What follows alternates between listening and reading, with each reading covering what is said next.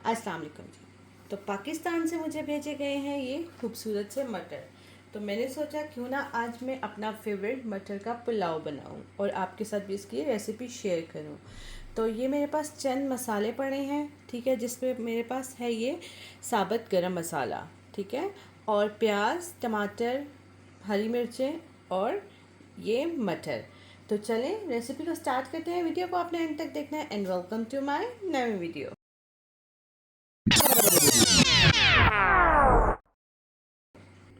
तो ये चावलों को मैंने अच्छे से वॉश करके और इनको मैंने भिगो के 1 घंटा पहले भिगो के रख दिया था, ठीक है। ये पानी मैं ड्रेन करके एक बार फिर मैं इसको इन चावलों को वॉश करूँगी।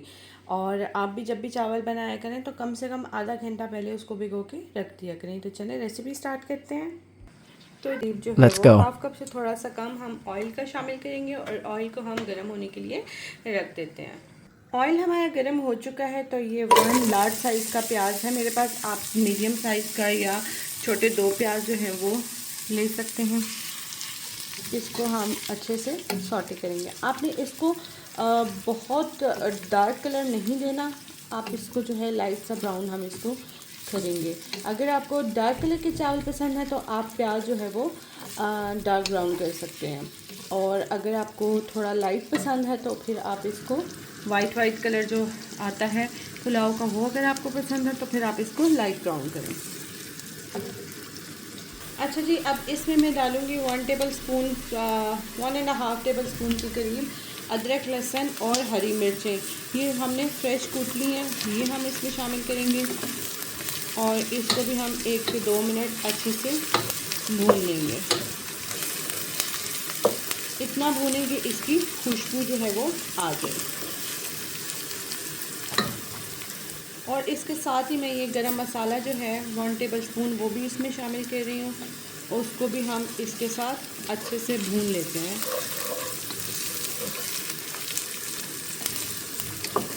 ताकि अच्छी सी खुशबू जो है वो आ जाए और फ्लेवर इसमें आ जाए।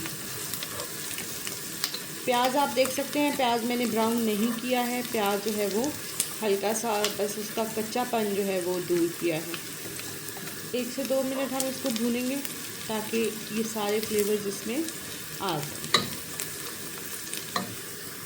खुशबू जो है वो आने लग गई है। तो 1 कप के करीब मैं ये मटर डाल रही हूँ। मेरे पास फ्रोज़न मटर हैं क्योंकि पाकिस्तान से आए हैं तो इसलिए हमें इनको सेव करना होता है।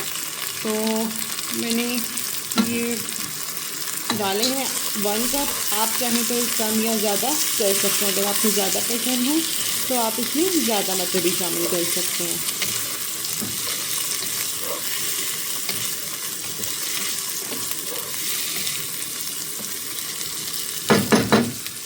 इसको भी हम अच्छे से इसके साथ भून लेंगे और सॉल्ट शामिल करेंगे। सॉल्ट में हमेशा हाथ से डालती हूँ, अंदाजे से आप जो है वो अपने टेस्ट के अकॉर्डिंग आप इसमें सॉल्ट शामिल करें, ठीक है। और ये हम इसको अच्छे से भून लेते हैं।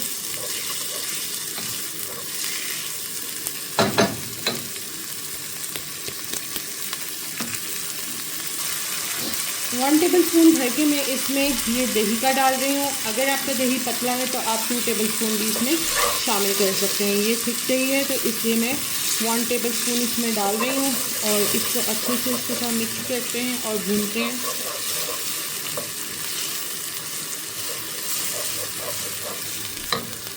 अच्छा, ये मेरे पास 2 से 3 हरी मिर्चें हैं जिनको मैंने दरमियान में से काट दिया था, वो भी मैं इसमें शामिल करूँगी और इसको भूनते हैं। और ये टमाटर हैं वो मैंने स्लाइस में काट लिए हैं, आप भी इसी तरह से इसको काट के और ये इसमें रखें। और टमाटरों को भी अच्छे से हम इसमें मिक्स करेंगे।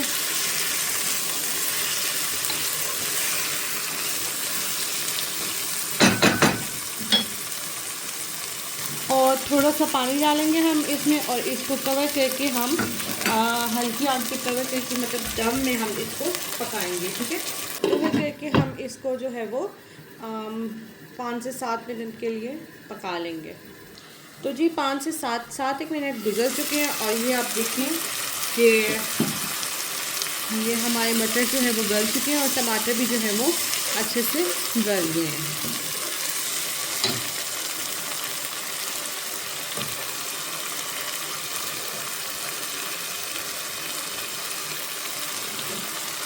मटर भी परफेक्ट गल चुके हैं। ठीक है, अब मैंने 3 ग्लास जो है 3 कप मैंने चावल लिए थे, तो उसमें 5 कप जो है मैं पानी के शामिल करूँगी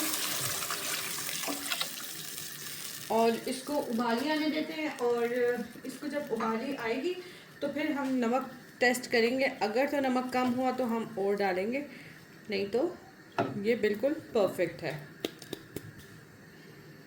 ये देखें जी, पानी को उबाली आ चुकी है और मैं नमक चेक कर लेती हूँ पहले।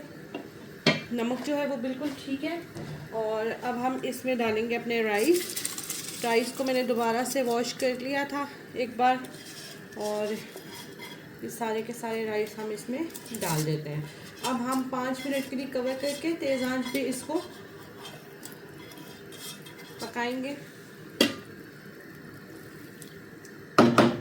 5 मिनट तेज़ आंच पे हम इसको वो पका लेते हैं। तो जी 5 मिनट गुजर चुके हैं और अभी हम इसका ढक्कन हटाते हैं। तो ये आप देखें कि पानी जो है वो ड्राई होने लग गया है।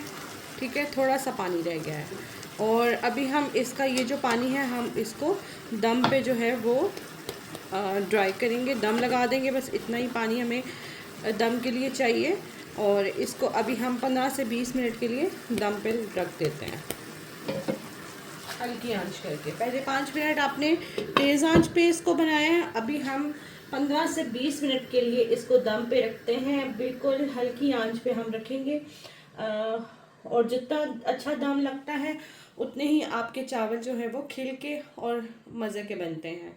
तो चले मिलते हैं 15 से 20 मिनट बाद।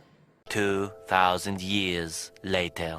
तो चलें जी, अपना दम खोलते हैं। बिस्मिल्लाहिर्रहमानिर्रहीम। और आप ये देख सकते हैं कि चावल जो है कितने ज़बरदस्त खिले खिले हुए लग रहे हैं। और 1 से 2 मिनट के लिए हम चावलों को ऐसे ही जो है उसकी स्टीम निकलने देते हैं। ठीक है, एकदम से आपने चम्मच नहीं चलाना, क्योंकि उससे ये होता है कि आपके जो चावल है ना वो टूट जाते हैं। मैं हमेशा जब भी चावल बनाती हूँ तो आपको ये लाजमी बताती हूँ कि आपने चावलों को जब भी दम से हटाएं एकदम से चम्मच नहीं चलाना, क्योंकि आपके चावल जो हैं वो टूट सकते हैं। तो अभी देखें ये चावल कितना खिला खिला हुआ और कितना ज़बरदस्त, कितना बड़ा चावल, ये आप चेक कर सकते हैं। खिला खिला हुआ चावल ये बना है, क्योंकि आपका भी चावल ऐसे ही खिला खिला बन सकता है अगर आप जो है चीज़ों को आपको पता हो कि कितना टाइम किस चीज़ को देना है और कैसे स्टेप्स को आपने फॉलो करना है। तो उम्मीद करती हूँ आपको आज की मेरी ये वीडियो पसंद आई होगी। वीडियो पसंद आई हो तो लाइक और सब्सक्राइब करके शेयर करते हैं। मिलते हैं एक नए दिन एक नई रेसिपी के साथ। तब तक के लिए अपना ख्याल रखें। अल्लाह हाफिज़, बाय बाय।